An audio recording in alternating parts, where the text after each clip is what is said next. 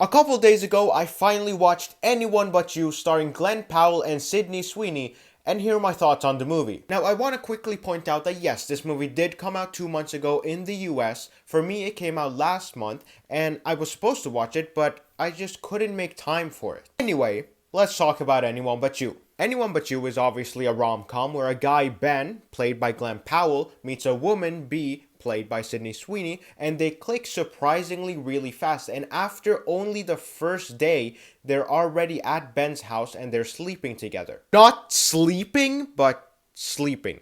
You know? Anyway, when morning comes, B ends up leaving Ben, and that leads to Ben being incredibly hurt and start to talk about how she wasn't important to him at all and all of that. But what's worse is that B overhears him because she actually came back for him. So now they both hate each other, and that would have been the end of the story, but as fate would have it, Ben's best friend and B's sister are together and planning on getting married. So, despite them hating each other, they're forced to fly to Australia together for the wedding. One thing about me that I think everyone should know, I am a sucker for romantic movies. I love them, they're amazing, and even if they're only okay, they can still be really entertaining to watch. Except for He's All That, but we don't talk about that. And if it's a romantic comedy, best believe that I'm going to be there. And Glenn Powell has done a great rom-com before and set it up alongside Zoe Deutsch. Sorry if I said that wrong. So I had really high hopes, but at the same time, a lot of my coworkers said that the movie was really bad, not funny at all, not worth it, and very cringe. I was unsure how good the movie was actually going to be, but I really wanted to like it. And I did. The movie was spectacular. Like, everything about it was great. It was everything that I wanted to be and more. I was very satisfied, to say the least. In a weird way, it did remind me of Set It Up, but instead of having an enemy to lover trope,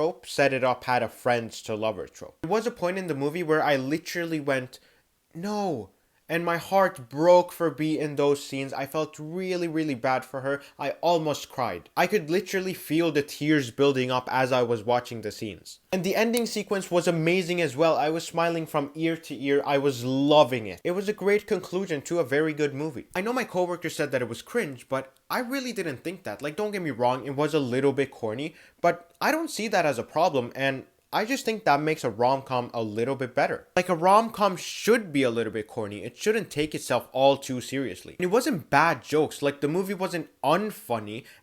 A lot of times throughout the movie, the entire cinema was laughing out loud. For example, when that old guy on the plane went, "What the fuck?" And we gotta talk about that song at the end. It was catchy, it was good, and most importantly, it fit the entire vibe of the movie.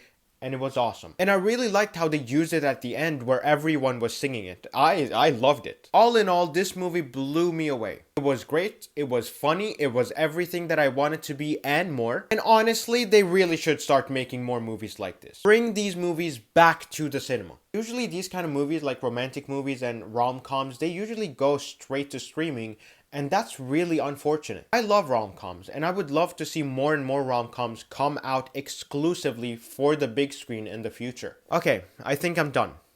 Bye.